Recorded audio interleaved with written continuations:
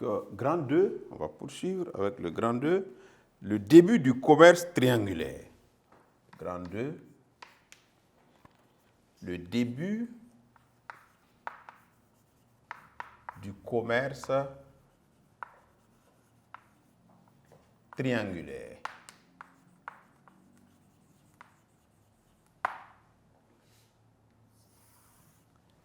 Alors, on verra en petit 1 la découverte de l'Amérique.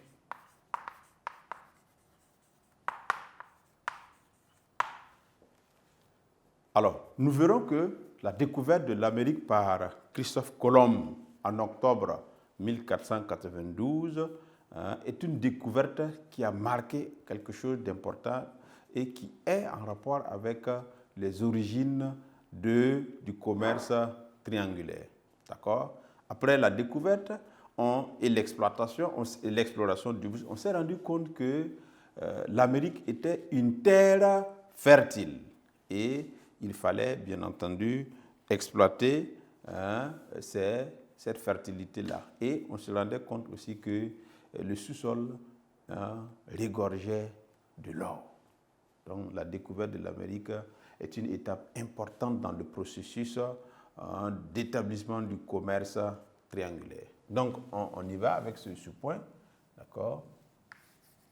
La découverte de l'Amérique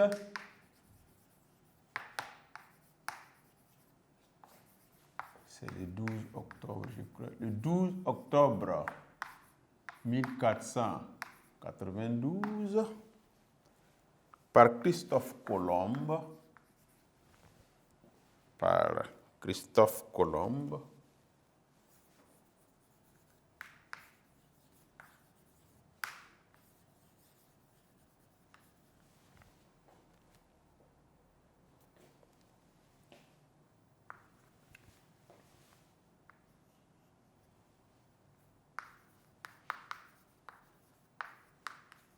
Est une étape importante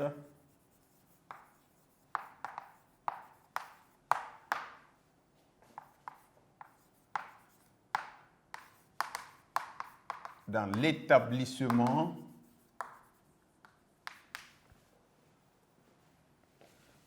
du commerce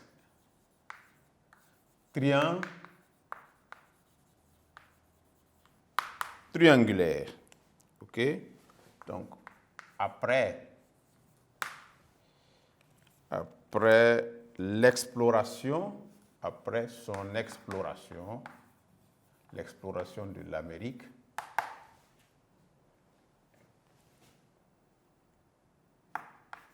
il remplace Christophe Colomb. Il se rend compte, ou bien il découvre que l'Amérique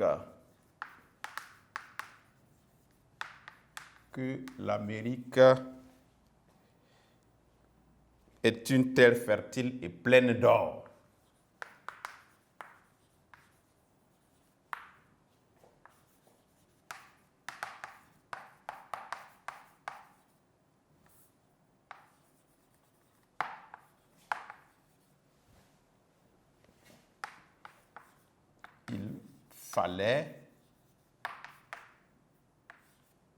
Il fallait donc l'exploiter.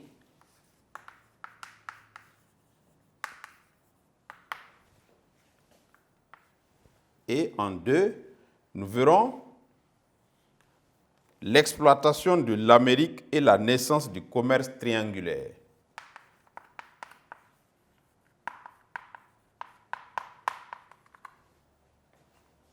L'exploitation de l'Amérique et la naissance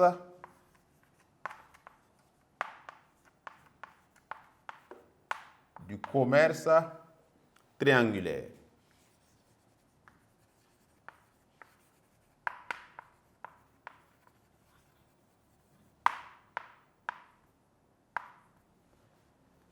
Donc ici, lorsque on a découvert l'Amérique et qu'on s'est rendu compte que c'était une terre fertile et pleine d'or, il fallait commencer à l'exploiter. Qu'est-ce que les Européens faisaient? Les Européens utilisaient la main-d'œuvre indienne, et aussi les petits blancs par la suite. Ils se sont rendus compte que la main-d'œuvre indienne n'était pas capable de supporter les conditions de travail et ils ne résistaient pas aussi aux maladies telles que la rougeole et consorts. Donc, ils mouraient, ces Indiens étaient décimés.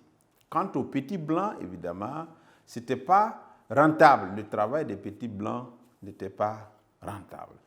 Et la solution de rechange, c'était de venir vers l'Afrique où on pouvait trouver des hommes beaucoup plus robustes et qui étaient aussi habitués au climat similaire à celui de l'Amérique. Donc le climat de l'Afrique était similaire au climat de l'Amérique. Donc ces gens qui sont plus robustes et qui s'étaient accoutumés au climat-là pouvaient mieux résister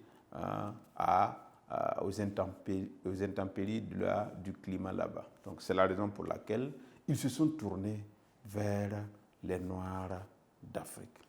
Voici comment l'exploitation de l'Amérique a entraîné la naissance du commerce triangulaire. Donc voilà comment le commerce est né. Donc on y va. La découverte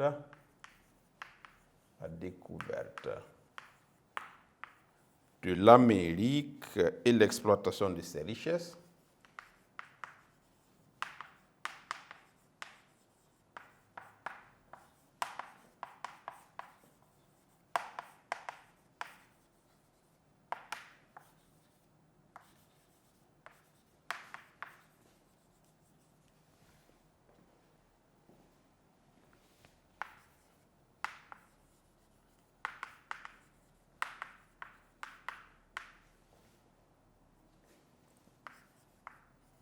nécessitait une main-d'œuvre abondante surtout. Ainsi, les Européens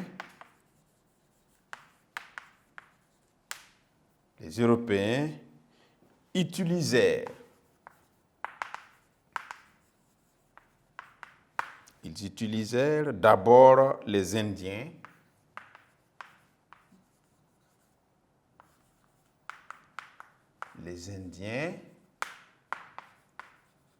puis les petits blancs.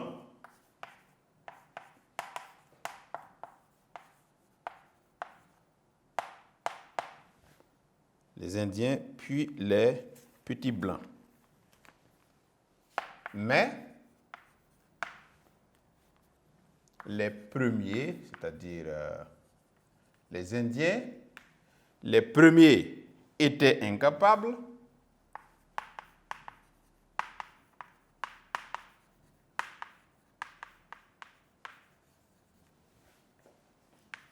et les seconds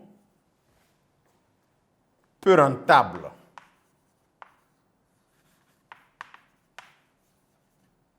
Donc, les Indiens étaient incapables parce qu'ils ne résistaient pas au climat et aux maladies envoyées par les Européens. Donc, pour ces raisons, d'accord, voilà pourquoi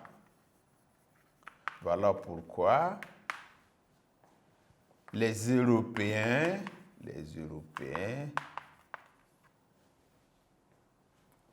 firent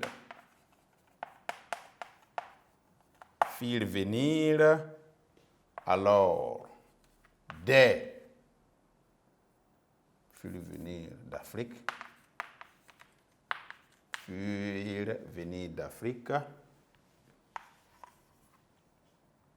des Noirs plus robustes et accoutumés au climat. Ils sont habitués et accoutumés au climat chaud.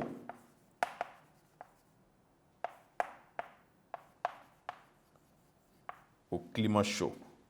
Donc, c'est ainsi que, bien sûr, l'Amérique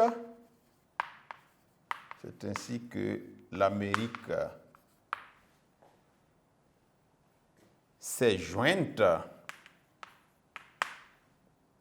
au commerce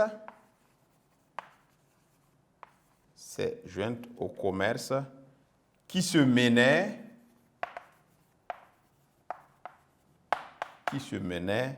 entre l'Europe et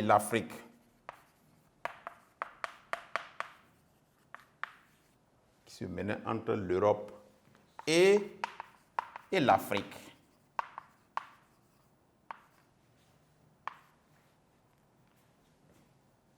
D'où, bien sûr, la naissance du commerce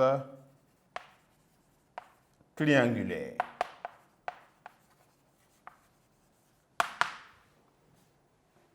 Donc voici ce que on pouvait dire par rapport à la naissance du commerce triangulaire. Et nous allons voir le grand 3 par la suite. On va reprendre cela.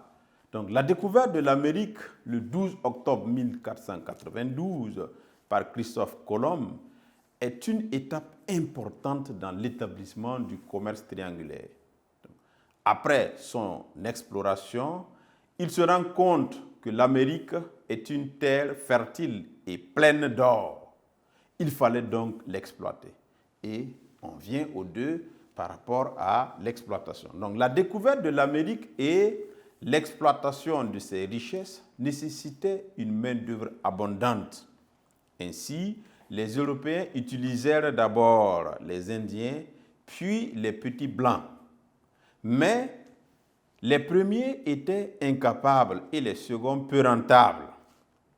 Voilà pourquoi les Européens firent venir alors d'Afrique des Noirs plus robustes, plus costauds physiquement et accoutumés, et ils étaient habitués au climat chaud, puisque le climat de l'Afrique est aussi chaud. C'est ainsi que l'Amérique s'est jointe au commerce qui se menait entre l'Europe et l'Afrique, d'où la naissance du commerce triangulaire. Donc il y avait déjà un commerce entre l'Europe et l'Afrique. Maintenant, avec la découverte de l'Amérique, elle s'est jointe à ces deux continents pour en faire le troisième, et c'est la naissance du commerce triangulaire.